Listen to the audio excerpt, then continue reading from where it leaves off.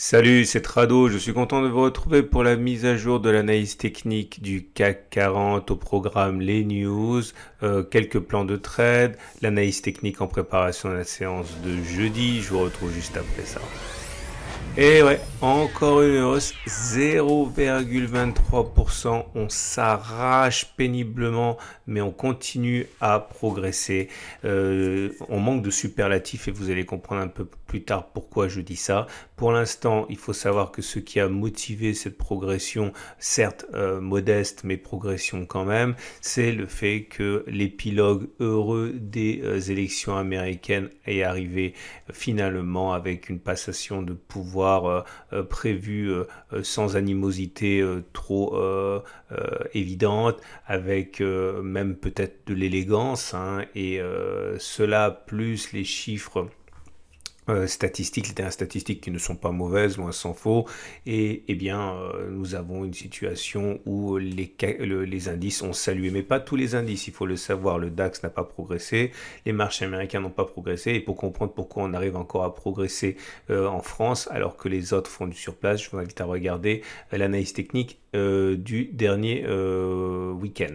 Alors, du coup, on a toujours dans les yeux. Alors, le canal qu'on avait puisque l'objectif a été rallié. Souvenez-vous, on en a suffisamment parlé. On avait un canal qui descendait comme ça. On avait un objectif et il a été rallié, donc on n'en parle plus. Par contre, on garde ce nouveau canal géant ici, hein, qui est cassé par le haut. Il faut l'admettre. Hein. Regardez, sans coup férir, on est venu le créer et également le transpercer. On a du mal à envisager qu'il n'y ait pas ce qu'on appelle un throwback, c'est-à-dire un moment, un retour pour tester le haut du canal. Ça se passe le plus souvent comme ça, on reviendra sur ça un peu plus tard, mais pour l'instant, sans tirer de plan sur la comète, on est bien en train de casser ce canal avec toujours, et vous avez vu que ça fonctionne plus souvent que ça n'échoue, la perspective d'aller chercher eh bien, la hauteur du canal reportée par-delà le point de cassure. Ça veut dire aller chercher un contact avec cette demi-droite à terme. Est-ce qu'on va y aller ou pas? On n'en sait rien, mais encore une fois, c'est des choses qui se passent plus souvent ainsi qu'autrement. À noter également, bon, maintenant qu'on a réussi à s'extraire de la zone de résistance qui nous a accompagnés pendant des mois et des mois, hein, rappelez-vous, hein, c'était toute cette zone-là qui maintenant a disparu puisqu'on est au-dessus, eh bien des zones ont changé de polarité et nous avons un support journalier ici que je considère entre 5460 et 5343, c'est la zone de congestion qu'on a eu ici, qu'on a cassé et qui donc pourrait faire l'objet d'un achat pour ceux qui ont un billet haussier, et également un petit peu plus bas le support journalier des 5175 5211 aussi hein, important puisque c'était la zone qui est à l'origine de cette consolidation géante dans laquelle on a été coincé pendant plusieurs mois, 4 mois, et qui donc si elle devait être sollicitée serait sans doute intéressante pour les traders qui voudraient monter dans le sens de la marche. Et nous avons pour terminer un biseau ici, un biseau, enfin ça m'a l'air d'être un biseau ascendant, c'est pas très clair parce que on pourrait également le tracer de la manière suivante.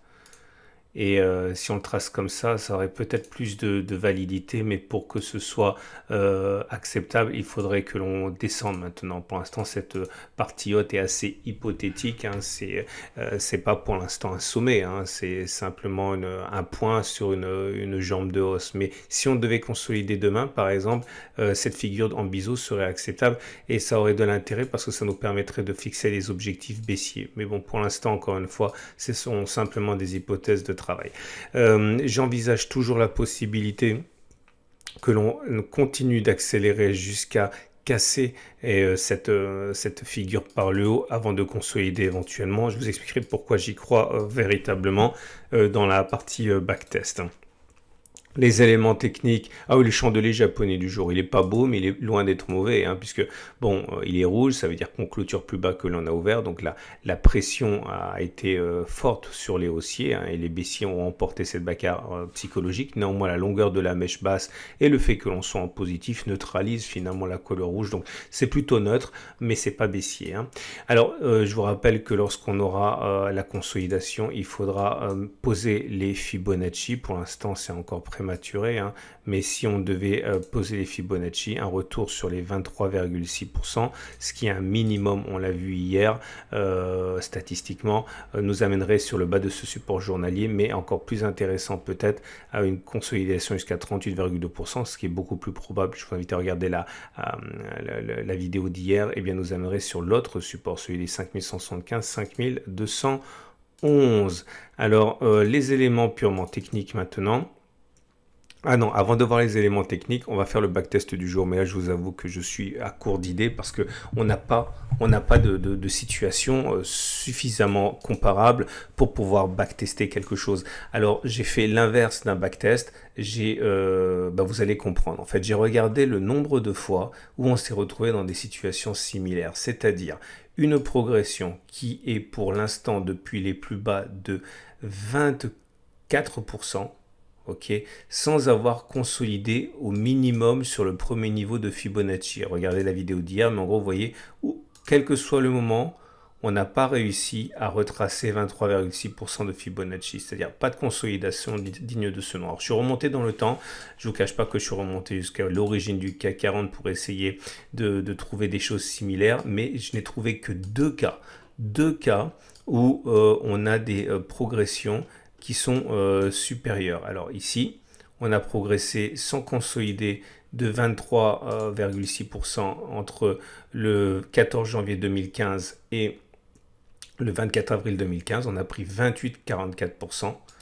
Et la deuxième fois où on a connu une progression supérieure à ce qu'on connaît actuellement, vous voyez là ça va pas, c'est 20%, 21, c'est l'origine du CAC 40, c'est là, en tout petit, 25,77% ici, sans coup férir, sans consolider, vous voyez, on est passé en l'espace de 29 janvier au 29 février, donc en un mois, on a pris 25,77%.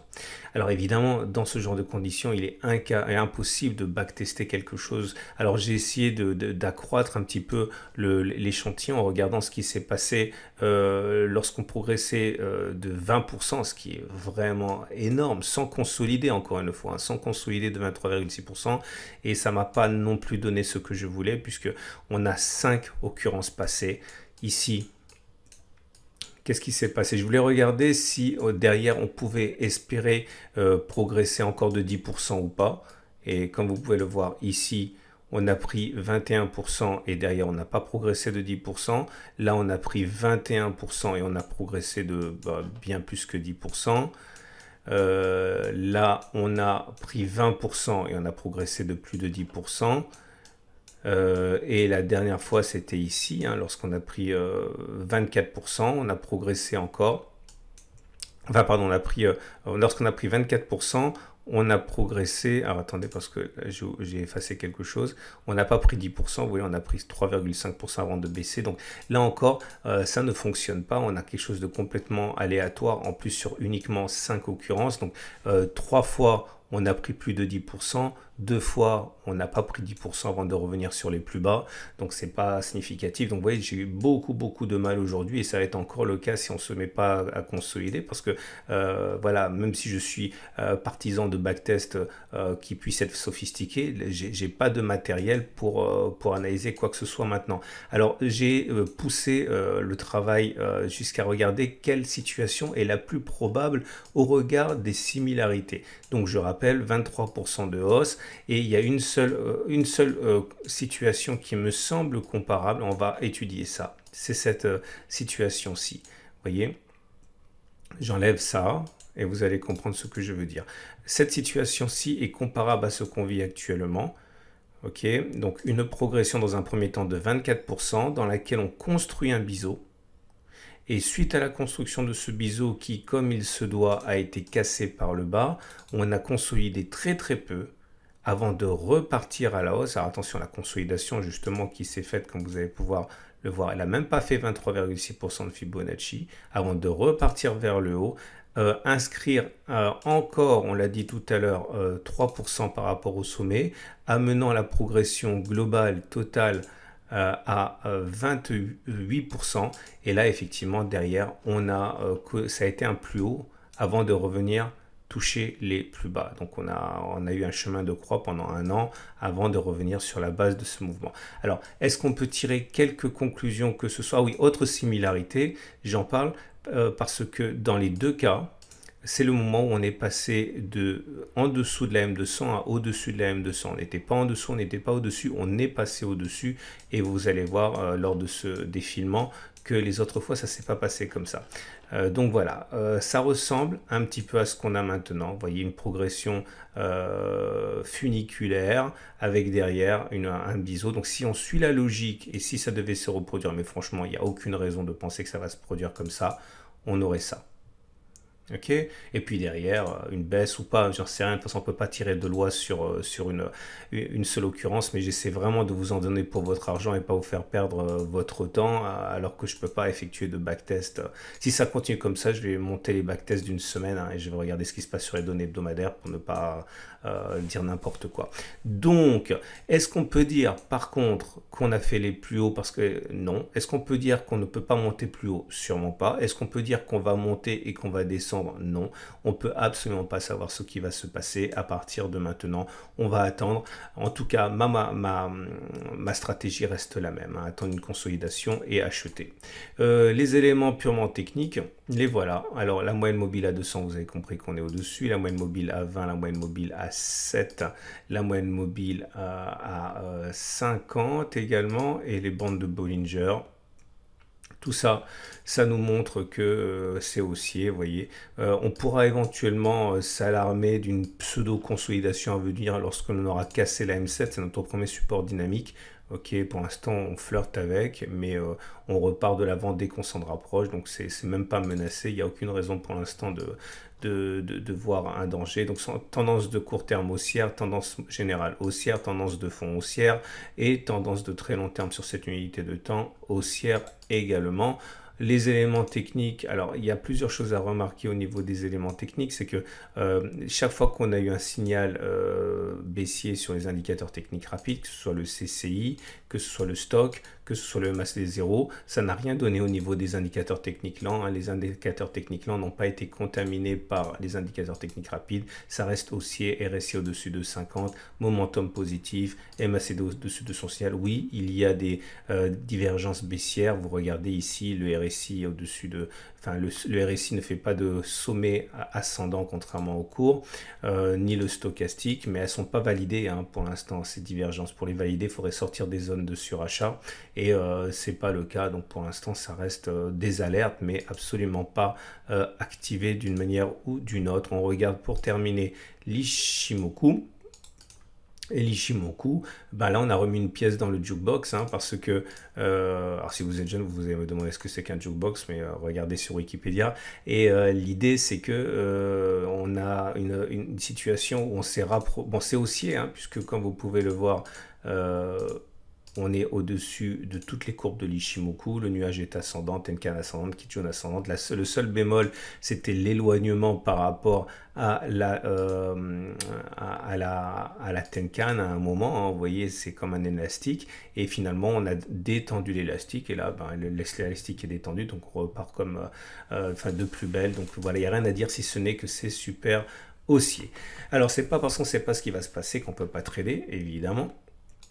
Encore heureux, et voilà ce que on va pouvoir trader. Alors, si vous êtes haussier, vous pouvez acheter maintenant si vous aimez les risques, hein, en partant du principe un petit peu risqué, mais tant pis, hein, qu'on ne reviendra pas tout de suite en dessous du support journalier. Donc voilà, vous êtes protégé par ce support journalier à 5%. Vous visez 5%, vous arrivez au pied du gap 5884, 5995. Alors ce qui m'embête avec ce scénario, c'est qu'il n'y a pas d'occurrence de backtest qui milite en ce sens.